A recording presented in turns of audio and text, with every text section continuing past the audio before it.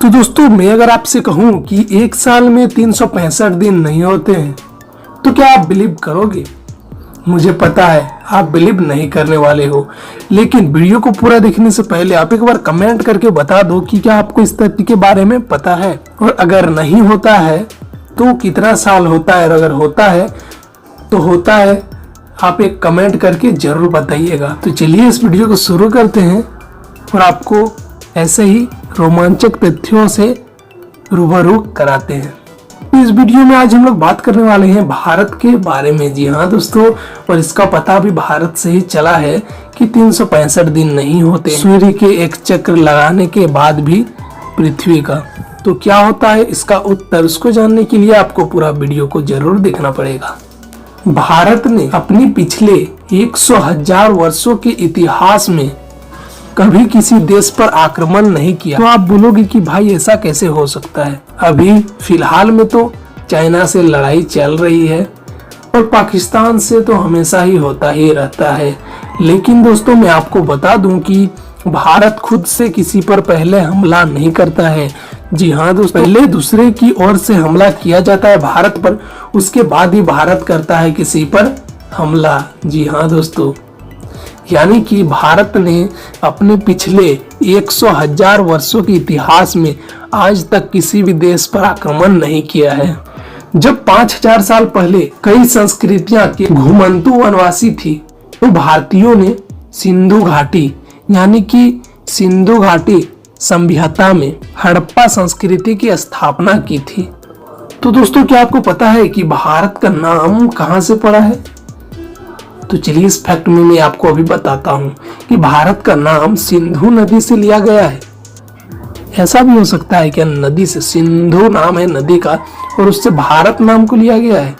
तो चलिए उसके बारे में भी पूरी जानकारी हासिल करते हैं। जिसके चारों ओर घाटियां हैं और जो शुरुआती निवासियों का घर थी, आर्य उपासकों ने सिंधु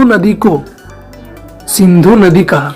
फारसी आक्रमणकारियों ने इसी हिंदू के परिवर्तित कर दिया। हिंदुस्तान नाम सिंधु और हिंदू को जोड़ता है और इस तरह हिंदुओं की भूमि को संदर्भित करता है।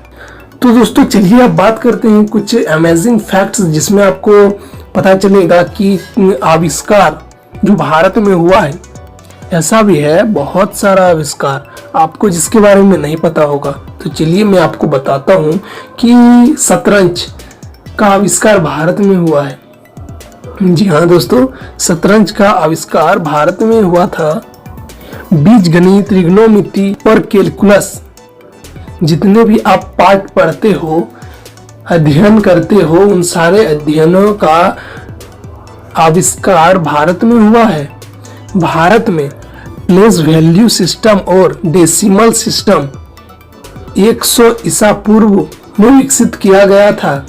विश्व का सबसे पहला ग्रेनाइट मंदिर तमिलनाडु के तंजावुर में बृहदेश्वर मंदिर है।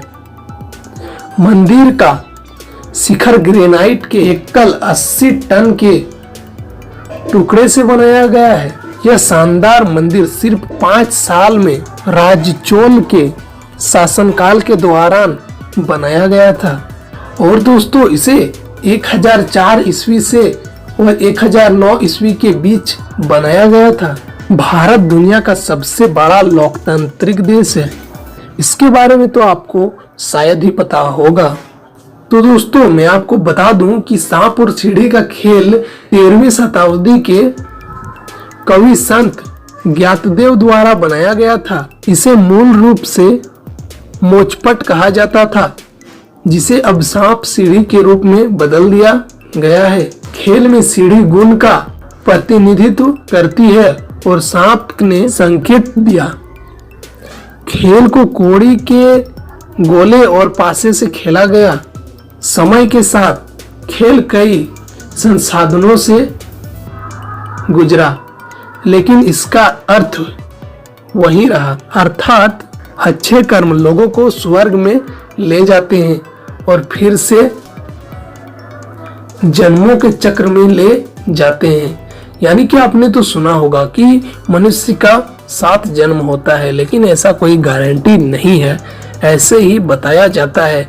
क्योंकि आपने ये तो सुना होगा कि 7 शब्द का बहुत ही ज्यादा यूज किया जाता है। तो सांप सीढ़ी का असली मीनिंग तो आपको समझ में आ ही गया होगा। इसी बात पर वीडियो को एक लाइक जरूर कीजिएगा और चैनल पर नए हैं तो सब्सक्राइब भी कर दीजिए। दुनिया का सबसे ऊंचा क्रिकेट का मैदान हिमाचल प्रदेश के चेल में है। 1893 में एक पहाड़ी को समतल करने के बाद निर्मित क्रिकेट पिच समुद्र तल के 2444 मीटर ऊपर है। इसे बनाने में कितनी कष्ट हुई होगी, इससे आप समझ ही सकते होंगे कि समुद्र के 2444 मीटर के ऊपर बनाया गया है। भारत में दुनिया में डाकघरों की सबसे बड़ी संख्या है, यानी कि हम लोग अभी भी लेटर का ज्यादा यूज करते हैं। यानी कि मोबाइल में हम लोग मैसेज का डेली 100 मैसेज अभी हमें मिल जाता है, लेकिन 100 मैसेज का यूज करते हुए भी डाकघरों का ज्यादा यूज किया जाता है हमारे भारत में। यानी कि हमारे भारत के कल्चर को हम अभी भी नहीं भूले हैं और भूलना भी नहीं चाहिए। आपका क्या कहना है आप कमेंट में जरूर बताइएगा। भारत में सबसे बड़ा नियोजित भारतीय रेलवे है, जो 1 लाख से अधिक लोगों को रोजाना रोजगार देता है। और दोस्तों मैं आपको ये भी बता दूं कि 1896 तक भारत दुनिया में हीरे का एकमात्र स्रोत हुआ करता था। और दोस्तों यहीं पर सॉफ्टवेयर की बात करें तो हमारा देश बहुत ही ज्यादा पीछे माना जाता है। लेकिन दोस्तों ये जानकर आपको हैरानी होगी कि 90 देशों में हमारा देश भारत सॉफ्टवेयर को भेजा करता है। भारत में मुस्लिम दुनिया सहित किसी भी अन्य देश की तुलना में 3 लाख से अधिक मस्जिदें हैं। यानी कि हमारा भारत देश किसी भी धर्म को अपनाने से मना नहीं करता। इसी बीच 3 लाख मस्जिदें मौजूद है भारत पर। और पूरे अर्थ की बात करें तो पूरे अर्थ में जिस देश में एक धर्म का राज्य चलता है वहां पर भी इतने मस्जिदें उपलब्ध नहीं है, लेकिन भारत में 3 लाख से अधिक मस्जिदें हैं। तो दोस्तों आखिरकार हमारा वो फैक्ट आ चुका है जिसके लिए आप अभी तक इंतजार करते हुए हमारे पूरे वीडियो पर बने हुए हो। इस फैक्ट को जानने से पहले आप अगर हमारे चैनल पर नए हो तो चैनल को सब्सक्राइब जरूर कर दें और प्रेस करें बेल के आइकन पर और ऑल पर प्रेस करना ना भूलें, ताकि हमारा आपको सबसे पहले नोटिफिकेशन मिलता रहे सारे न्यू अपडेट्स का। भास्कर आचार्य ने खगोल शास्त्र सम्राट से सैकड़ों साल पहले सूर्य द्वारा पृथ्वी की परिक्रमा करने के समय की सही गणना की थी।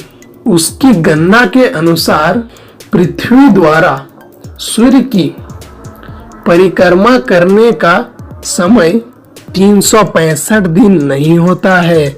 जी हाँ दोस्तों, 365.2587484 दिन का होता है। तो दोस्तों आपको यह फैक्ट के बारे में जानकर कैसा लगा आप एक बार कमेंट में जरूर बताइएगा। तो चलिए मिलते हैं इसी टाइप का फैक्ट्स लेकर के आपके साथ एक नए वीडियो में।